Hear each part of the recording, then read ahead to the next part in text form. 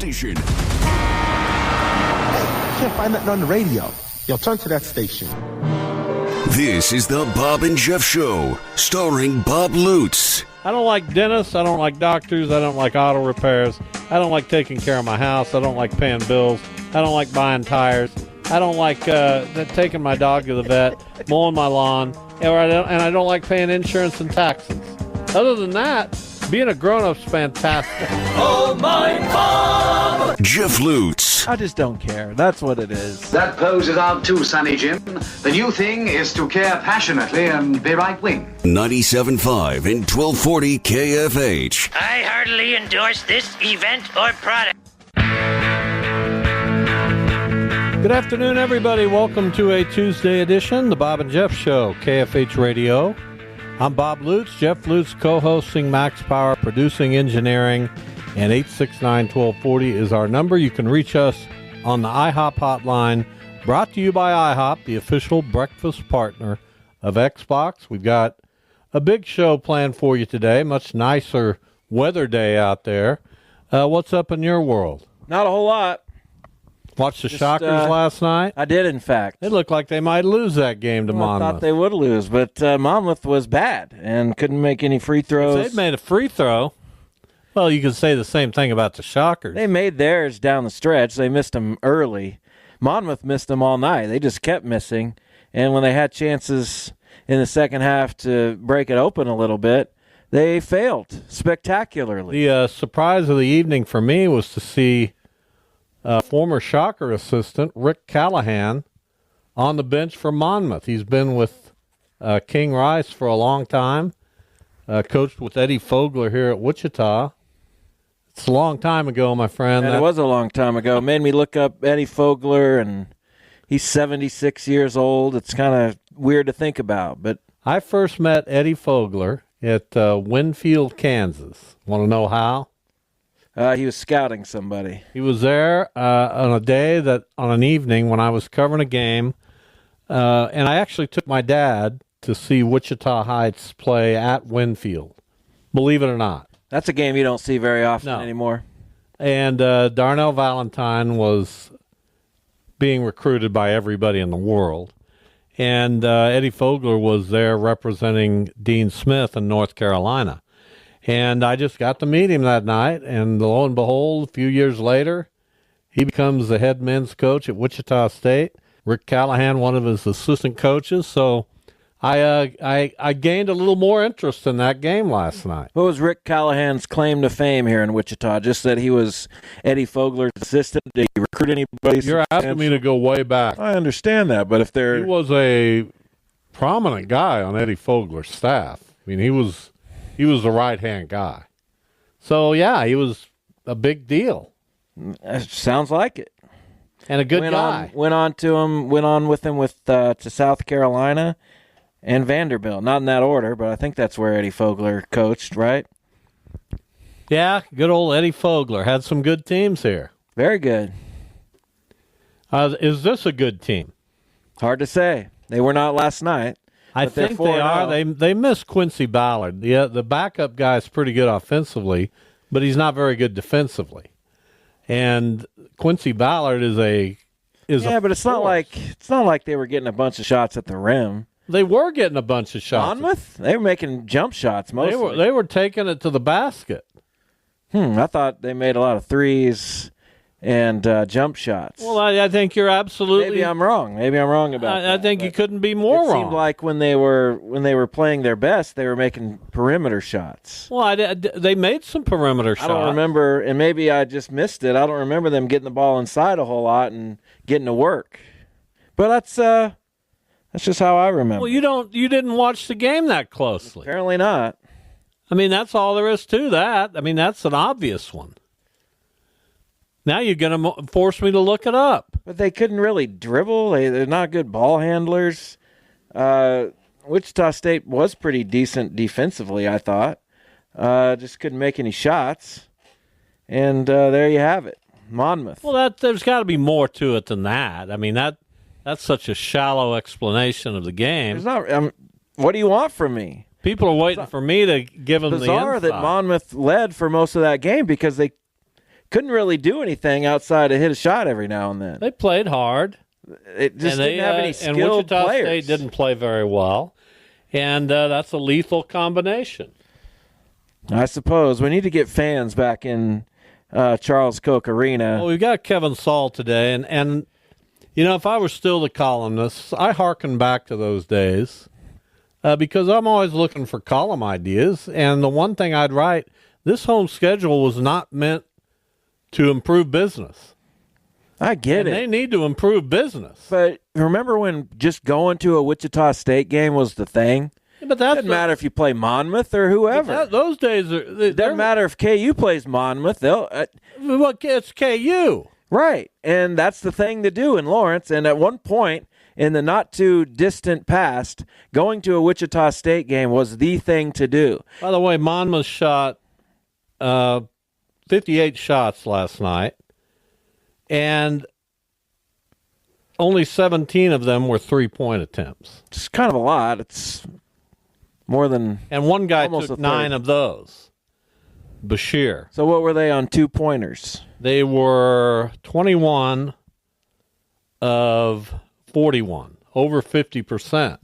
Yeah, you should be over 50%. That's because they took the ball to the rim. I didn't see that, but maybe you're right. I don't care if you saw it. You know how not very That's good. what they did. But you know how not very good under 50% in 2-pointers is? Not very. That's bad. You should be shooting like 60% on 2-pointers. You should be getting easier shots. Well, 21 out of 41 and 2-pointers That's is plain not very, ridiculous. is not very good. That's just utterly ridiculous. Shockers were 22 of 39 from 2-point. It's a lot better. It's okay. It's a little better. It's quite a bit better. Not really. It's well over 50%. Well, so was Monmouth. 21 of 41, barely. 22 of 39. It's almost the same. 56%. Almost the same. Wichita State only 2 of 15 from the 3-point line. 20 of 31 from the free throw line. Monmouth 6 of 18. Monmouth very easily could have won the game.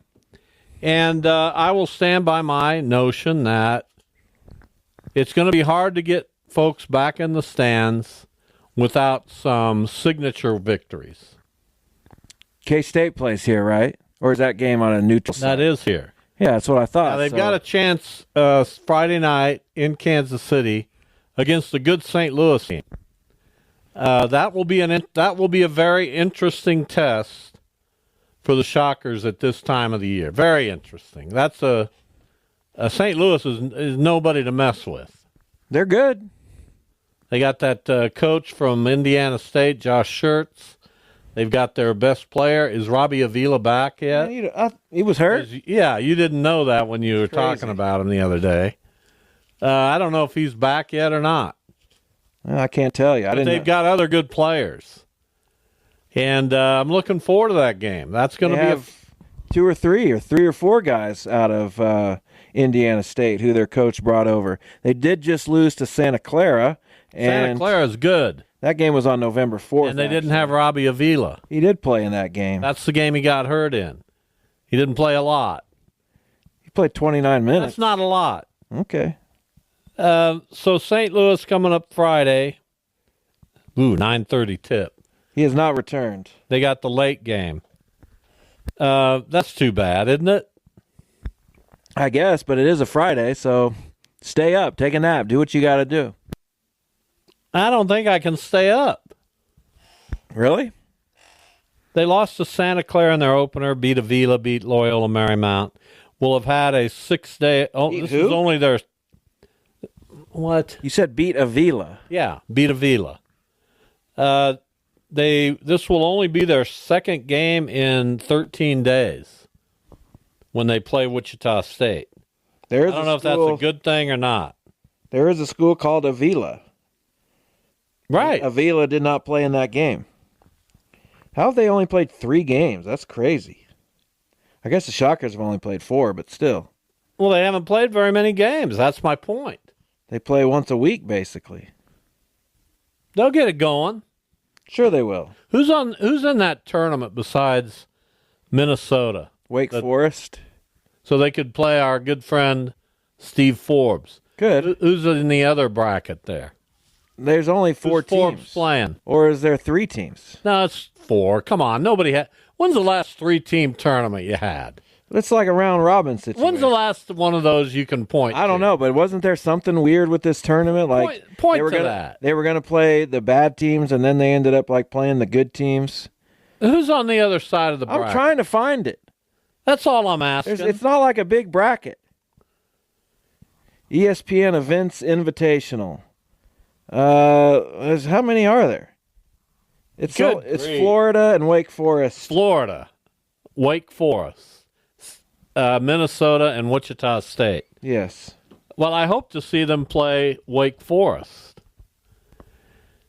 Steve Forbes has done a good job at Wake Forest. He hasn't elevated them to big time level yet. He's been knocking on the door of NCAA. Yeah, but we got to get in that door. Is the ACC more difficult now that they've added Stanford, Cal, and SMU? Not really. It's about the same. SMU's good. SMU's okay. They'll be better in the ACC. They're okay. They're not good. They're going to be better in the ACC. No, I don't know. They will. I don't know. Trust They're me. not that good. But they'll be Wichita better. State beat them like a drum last year, didn't Wouldn't they? you expect if Wichita State went to the ACC that they'd improve? Well, they can't go to the ACC. They don't have football. I'm just saying. I'm using it as an example. When you make a leap in stature like that. The ACC wouldn't want them because they don't have No, football. I'm just saying. We're talking hypotheticals. I don't do hypotheticals when they don't make any sense at all. Whatever. If they went to the Big East, SMU has football. If they went to the Big East, wouldn't want them because they're not at that level yet. Take a hypothetical. I don't do hypotheticals. They should go to the A10, as I've been saying. Wichita State. The A10, do you know, I don't think that's really a viable alternative. I'm sorry. I just don't. Why not? What is a viable alternative then? It's Big East, American, or bust. Big East doesn't want them. They're not good enough. That's, you know what I'm saying? No, I don't know what you're saying. I don't see the Atlantic 10 as an alternative. They've got Dayton. They've got VCU. Yeah, they got nobody in the time zone in which Wichita State plays. Loyola. Except St. Louis and Loyola. Okay, well, there you go. That's a much better conference, man. I'd be excited if they were playing. You'd be excited about Loyola? Davidson, Dayton, Loyola, yeah, a little bit. VCU. LaSalle's doing it for you. Hey, LaSalle, didn't they? Can you imagine the? It's already difficult the road trips in the American. Can you imagine the volleyball team or the softball team or who's baseball going to play in this conference? I don't know. Well, give me an example. St. Louis has a program. Baseball would be the biggest snoozer in the world. Okay, well, unfortunately, I don't think a lot of schools are making decisions based on baseball I'm not saying they are, but Wichita State values it. Okay, baseball, you're getting on a plane to go to Richmond. Dayton, VCU, St. Joe's, UMass, George Washington, Dayton, St. Louis, St. Joe's, Richmond. They've got plenty of baseball teams. And how many of those excite you? I don't know. I don't have enough knowledge about those programs. You don't think George Washington has a quality baseball program? Well, I don't follow George Washington baseball, but that's not a conference known for baseball. Let's see how their standings went last year in baseball. I like the Atlantic 10. St. Louis was 37-16, VCU 38-22, Dayton was 33-22, and George Washington did have 31 wins. Those are the only 30-win ball clubs. How many went to the tournament? Only one, Probably I'll bet. one, I would assume. Only one. Probably. I don't know. It's a strange time to be Wichita State. How many in the American went to the baseball tournament? One. How does Wichita State pay for everything? Well, that's a question we'll have to ask Kevin Saal. How do they do it in this era of NIL and drawing 5,000 or 6,000 in your marquee event, your men's basketball program. Where's the revenue stream coming from? Fair question. I don't know. I don't have access. Where's the buzz about Shocker basketball? I've watched all 4 games. My wife is a devout Shocker fan. I last night I said, Debbie, can we watch home cooking? Cooking? And she wouldn't go for it. And then I was glad I watched. I didn't expect that to be a close game. It was a close game. It was not a good game. It was not a well-played game. I didn't expect to be a close game. No, nobody did. So in that way, I'm glad I watched. But I'm here to watch. If I want to be with my wife during a Shocker basketball game, I got to watch them. The problem, I think, and this may be completely off the wall, but I think people who used to go to Shocker games are not going to go anymore. I think you have to pull new people in. I think the people who stopped going, I don't know if you can get them back. I think you got to target somebody else. But you got to have that hook. So is there a player on this team that people are thinking, I got to go see this guy? There is not yet that I've seen. They have some good players. They have some good players. I think they're going to have a decent season. But nobody knows the players, and by the time you figure out, hey, I want to go see Justin Hill play, it's March, and you missed it. They got all these seniors who next year won't be there. You don't know who they're going to put on the floor next year. I mean, my goodness, who are they going to play next year? You have no idea. Recruits coming in and some. I get it. I think the portal. I think Paul Mills is a good coach. This is not an indictment on what they're doing or Paul Mills, but it's not connecting. And I think the only way to connect, can you connect in the American? Who's coming up? K-State, they'll have a full house. You sure? Yeah, I am sure. Of K-State people or what? Not all K-State people. That's a hook. People love it when you play your in-state rival. That's. If they don't draw 8,000-9,000 of that one, then. Well, I don't. I expect that to be a full house. So you think 10-502 or whatever the number is? I do think that. Yes. Okay. I'm not going to necessarily disagree with you. I'm just a believe it when I see it type of person. But who in the American is a team that outside of Memphis? There isn't one that you got to go see. It used to be Houston, Cincinnati, UConn. My God, when they joined this conference, it was like, oh my, let's go. It was pretty awesome. I don't think they would have left the Valley for this conference. No, that would have been because now you've locked yourself in. At least if you stay in the Valley, you keep some options open. But now they're firmly in the American. Well, listen, the Valley, now they're losing Missouri State. They've lost Loyola. They did pick up Belmont. They did pick up Murray State. Valparaiso. Those aren't the kind of schools you want to be associated. Murray State and Belmont are pretty good. Yeah, for but the those Valley. aren't the. You don't go to your family reunion and say, "Hey, we're in a conference now with Belmont." Belmont was a tournament team. Murray State. No, would you go to a family reunion? Yeah, I would. And brag about being in a conference with Belmont? Sure. You would. Get to go to Nashville. That's good stuff. You know what your family would do? Leave. Walk out on you. Pretty much the same thing. I'd hit you with a drumstick. I don't Chicken or like a there's no great option right now. There isn't, but the Atlantic 10, I will contend, is still the best option. Bounce that off Kevin Saal. I don't think I should. That's what if, like, he's not going to say anything about that, right? No, I don't think so. He's a loyal American Athletic Conference guy. We're just spitballing here. We'll have Kevin Saal at 2:45. Coming up next, Jon Kirby from Jayhawk Slant. I always like talking to John. He's kind of that version of Tim Fitzgerald. And we'll get his thoughts on a suddenly red-hot KU team with another chance to beat a ranked team coming up Saturday at Arrowhead Stadium against Colorado. At 3:05 today, Dylan Schmidt, the head football coach at Andale. And then a game coming up later in hour number 2. So a packed show today. We look forward to it. Glad you're with us. Back in a minute with Jon Kirby, Jayhawk Slant.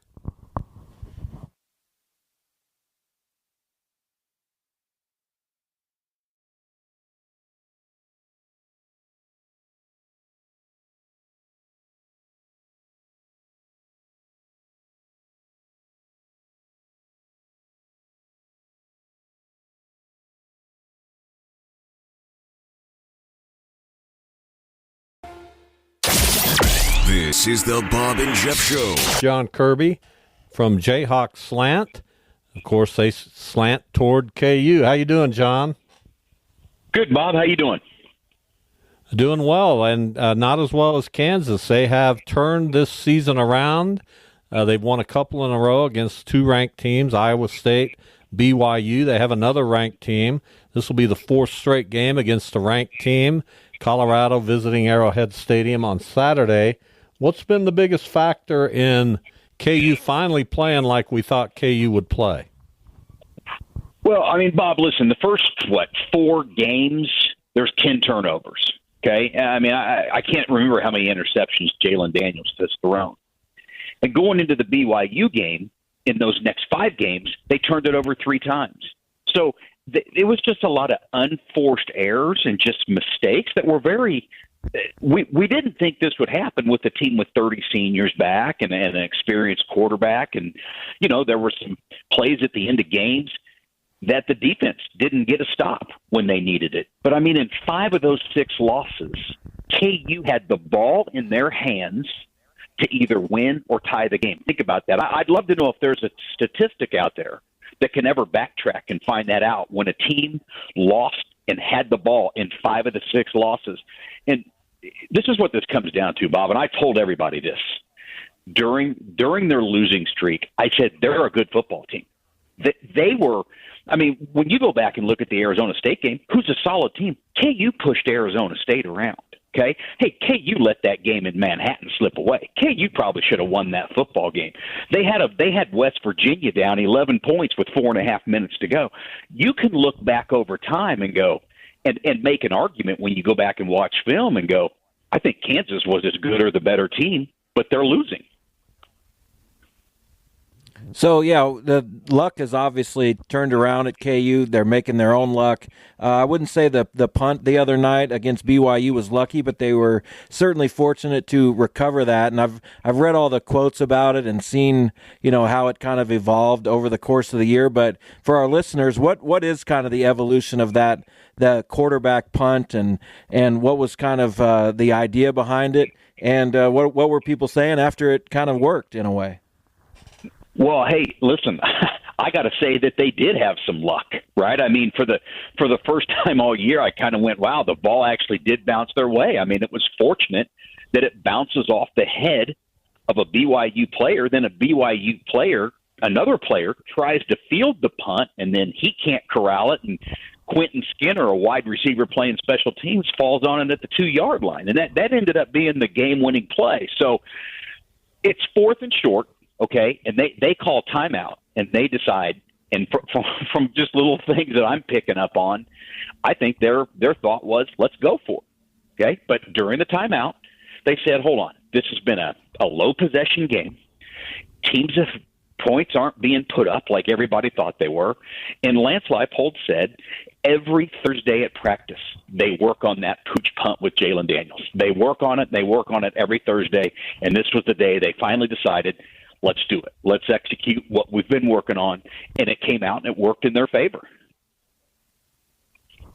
Talking with Jon Kirby from Jayhawk Slant. KU now on a roll. They have Colorado coming into Arrowhead Saturday afternoon.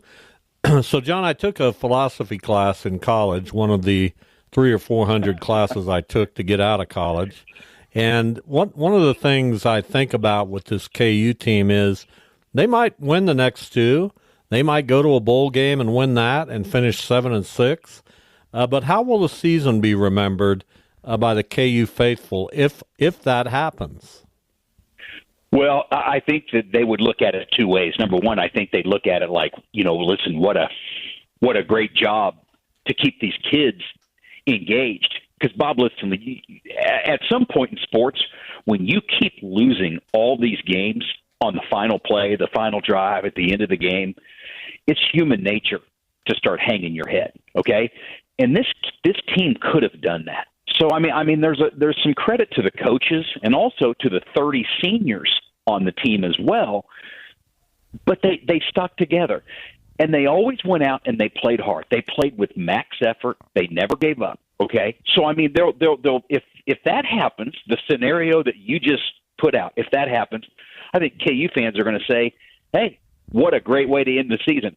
But there's also going to be this other line of thought that KU, before the season started, was ESPN's highest percentage team to be in the college football playoff. Okay? So if KU ends up continuing to play like they are and winning games, I think there's also going to be a lot of what if. Why did this team take this long to kind of get warmed up and play like they were supposed to play? But I'll tell you this right now, and I said this earlier this week, KU is the team in the Big 12 right now that nobody wants to play. I just got off the phone with the Colorado analyst for our podcast that we do, and he just said, hey, the people here at Colorado, they know this is a scary game. The people at BYU knew KU was a scary game. Iowa State brings down the number one statistic defense to Arrowhead. KU puts up 45 points and 520 yards. KU right now, there's an argument to say Colorado and KU this weekend, those are the two teams playing the best football in the Big 12 right now. Yeah, you talked about points being at a premium in the BYU game. Is there a scenario that you see where KU Colorado is low scoring? And if not, how does the defense account for all the weapons that Colorado has? And can, on the other side, the offense keep up with that? Well, that's going to be the million-dollar question. Now, listen, I predicted in my write-up before the BYU game, I had KU winning 31-28. I went with the mild upset, but I thought it was going to take 30 points to win that game. I mean, you could have never told me that game was going to be sitting there in the teens. I don't see any way this Colorado game is like that. Well, let's put it this way. I mean, KU probably hopes it is because that would favor KU. I think the higher the score goes, it might slightly favor Colorado. Now, here's the one thing KU's got. I mean, Colorado's got some weapons. But KU does have Kobe Bryant, Mello Dotson, probably, maybe. I mean, that's probably the best corner tandem in the Big 12 right there. So they've got guys who can cover. And the secondary has started to play better football. I mean, they made some nice plays, and their safeties were probably the most active last week that they've been all year. But they're going to have to find a way to pressure Sanders. I mean, you watch him. I mean, he moves around well. He's got such a great feel. He's got guys to throw the ball to. And I just don't know that you can let him sit back there and have time. But then when you watch him against Kansas State, they just brought all-out blitzes against him all the time, and he still threw for 390 yards. So I think you've got to figure out a way to kind of pick your poison, when to change, when to bring pressure, when not. Because I think if you just do it all the time, you get 400 yards on you. Good stuff. We're talking with Jon Kirby from Jayhawk Slant. I've been a big Devin Neal fan for a long time. I think he's going to be a fantastic player at the next level. He's a tremendous college running back. The guy that's really grown on me is Luke Grimm. And I want to get your thoughts on what his ceiling is, because he has been so steady as a KU player in his entire career, and he's really shining right now. I really like him. What do you think Luke Grimm's going to do at the next level? Bob, I really don't know. Listen, I was at the camp when they decided that the KU coaches, when he was a high school senior, they were trying to decide at the camp. They said, do we offer him or not? And I remember there was debate because he even worked out as a defensive back at camp. And I remember seriously just standing by those Kansas coaches, and they were just contemplating, can this kid play here? Can he play at this level? Well, I think he's answered that question. So I think some of that goes to the NFL as you look at the next level.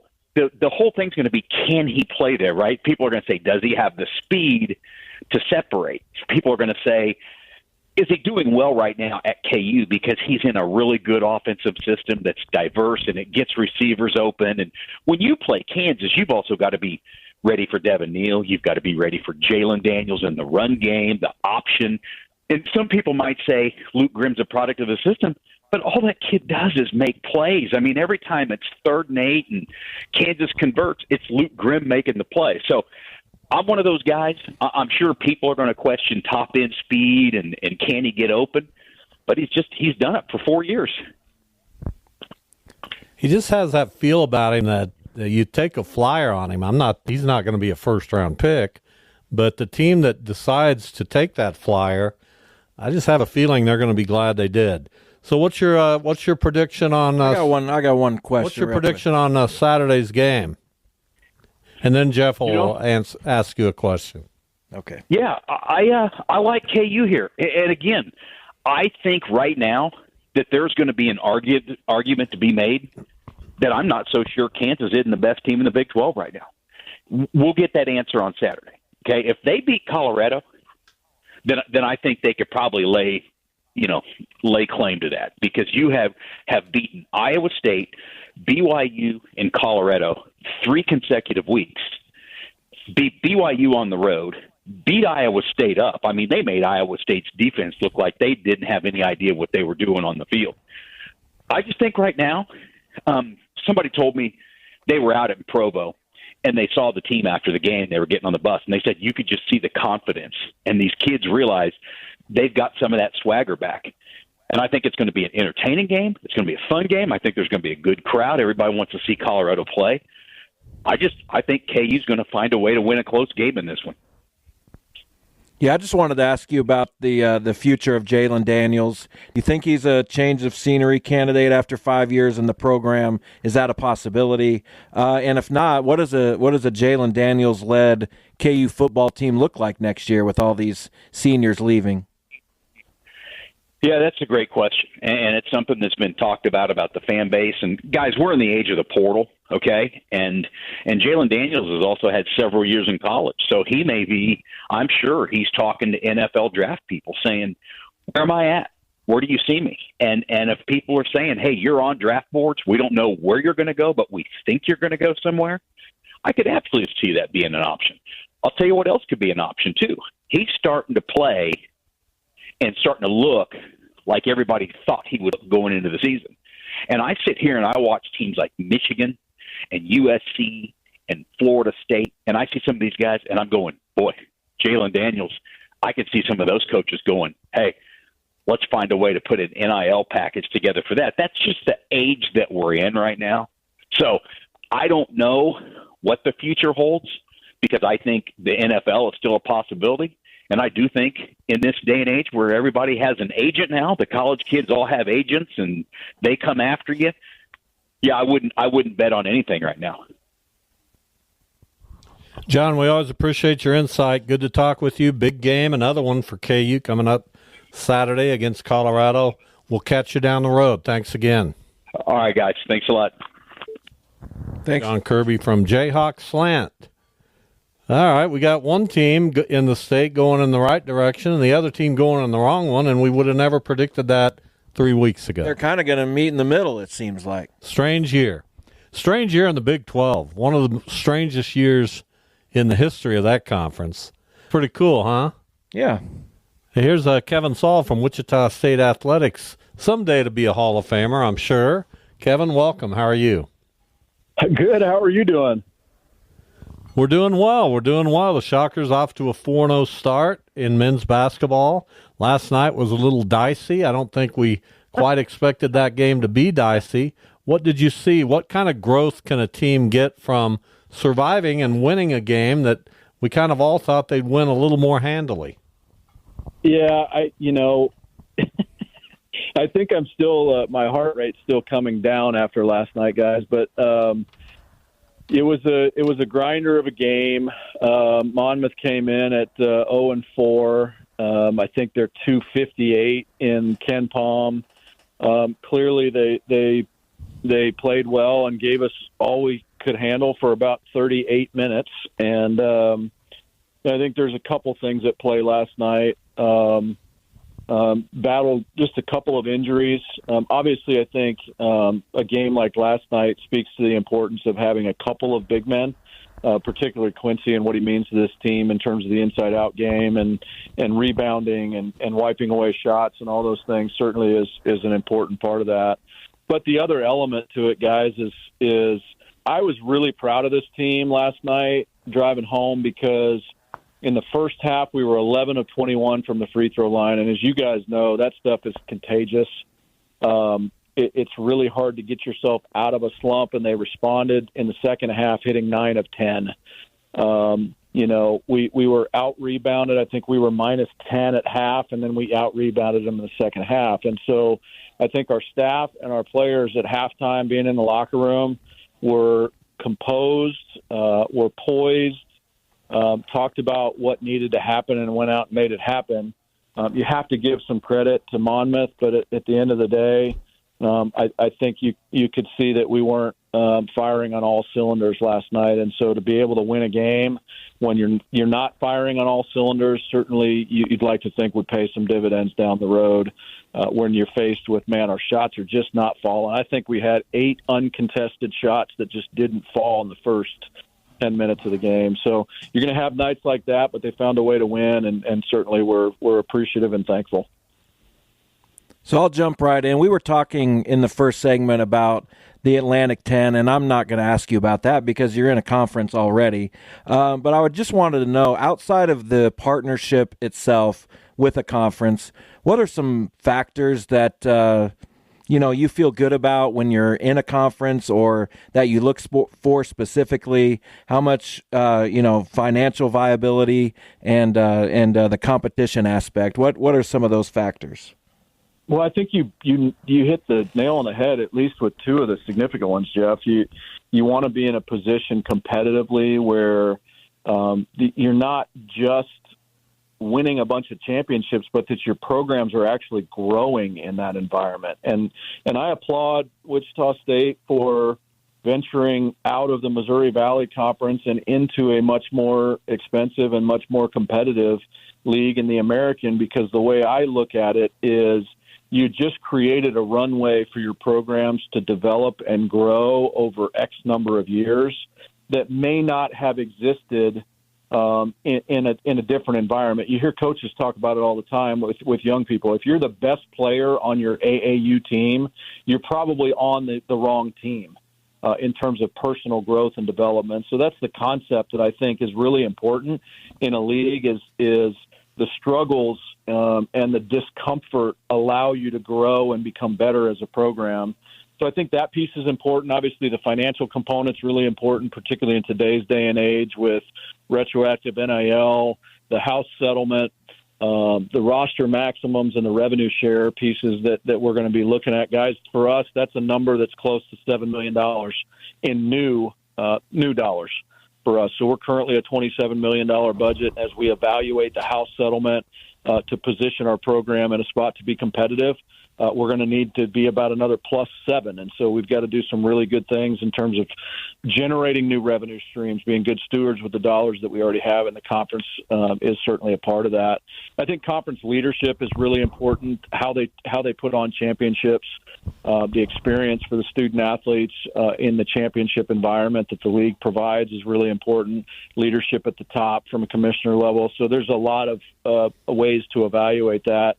And I would tell you that Commissioner Pernetti has been really innovative and forward-thinking in terms of trying to compel our league forward from a revenue and visibility standpoint. I'm excited about what's to come.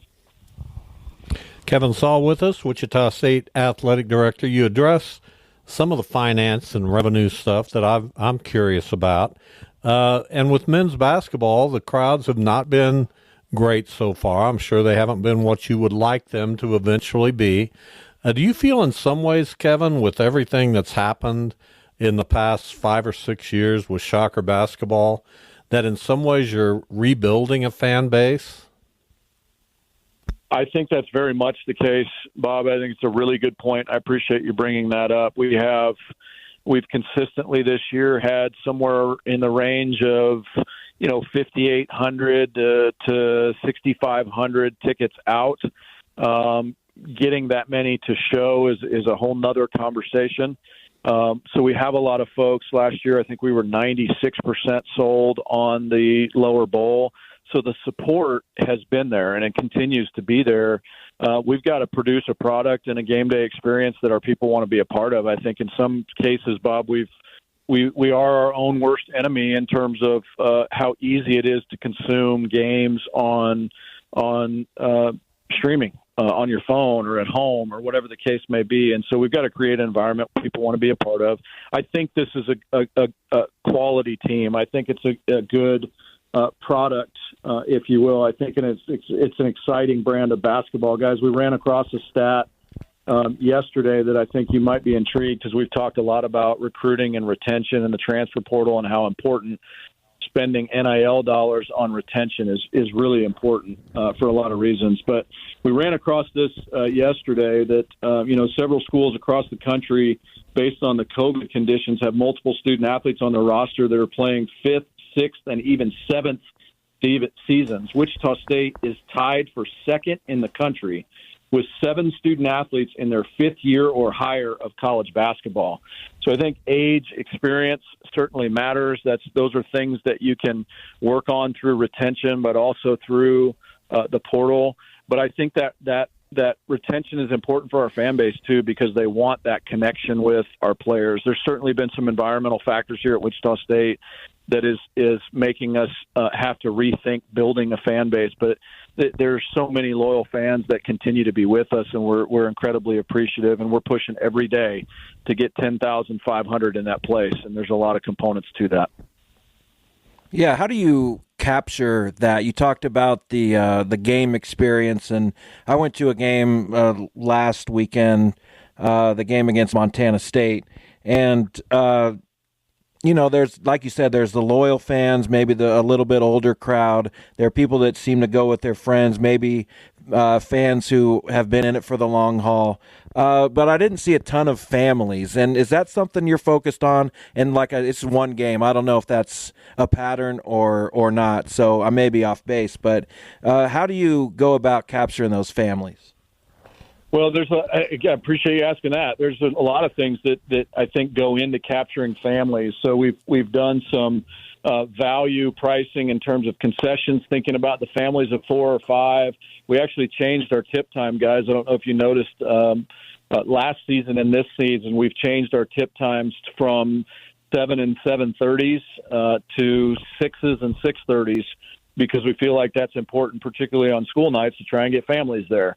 It's way different if you're getting home at 10 o'clock as opposed to potentially getting home at 8:30, 9 o'clock. And so focused on those things. I think we've got some nice traditions going halftime and post-game where kids are coming down to the tunnel and giving players high fives. Our kids club has actually grown exponentially here in the last 2 years. So we're focused a lot on kids and families. We're focused a lot on young professionals. We introduced a new season ticket package in the upper deck. That's one of the cheapest season tickets we've offered in the last 10 to 15 years. And so we're trying to reset and hold firm our pricing. We haven't increased season tickets or say-so donations in the last 3 years because I think we had actually outpaced ourselves a little bit in the middle 2000 and teens. So we're trying to do a lot of things to make it affordable, to make it enjoyable. We're hosting fan listening sessions, trying to do as much as we can to make it a great environment for as many folks as we can, because this is a really special place, as you guys know, when there's 9,000 to 10,000 folks in there consistently. Final moments here with Kevin Saal, Wichita State Athletic Director. I wanted to ask you about roster construction, because you mentioned what a veteran team this men's basketball team is. Lots and lots of seniors. This is not the way rosters used to be constructed. And I think there was a general feeling all over the country that you wanted a real amount of balance in your roster. Is the transfer portal and the NIL and everything else that's come into college basketball, has it changed that philosophy to this degree, Kevin? Well, Bob, I think there's more parity in sports because of the transfer portal, because the Oaklands are beating the Kentuckys in the NCAA tournament with age and experience. And certainly you can't paint you can't paint the entire intercollegiate athletics industry with that broad brush. And yes, rosters used to be constructed with balanced freshmen, sophomore, juniors, seniors, balanced high school recruits. And I think what you're seeing nowadays is age, experience, retention, maybe are trumping the young people that are coming into your program because it is a competitive landscape and coaches want to compete and fan bases want to be competitive right now. And building a team with predominantly young, high school, inexperienced folks is a building process, as we all know, but the transfer portal is a tool where the building process, as we know it historically and traditionally, is very much changed. And so we're excited that we're an older group. We're excited that we only had 3 go through the portal when the average team in our league had 8 transfers out through the portal.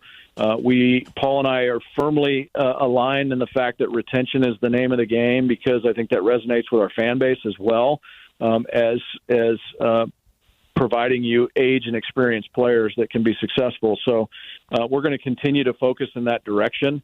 And I think the sad part of our current environment is the high school student athlete is really paying the price for that trend and that shift nationally. Interesting stuff. I mean, it's just so interesting what's happening right now in college athletics. We appreciate your insight. Thank you, and we'll talk to you soon. Bob and Jeff, thanks so much. Appreciate the opportunity to be on the show, and go Shockers. Thank you. Kevin Saal, Wichita State Athletic Director. We'll be back shortly, and we'll talk some high school football with one of the very best, Dylan Schmidt, the head football coach at Andale. They are in the Class 3A semifinals. They'll play Holcomb coming up Friday night, an early kick, 6 o'clock on that one, so that Holcomb can get back to town, their town, and most likely licking their wounds. It'll be a happy bus ride, I don't think. Back in a minute.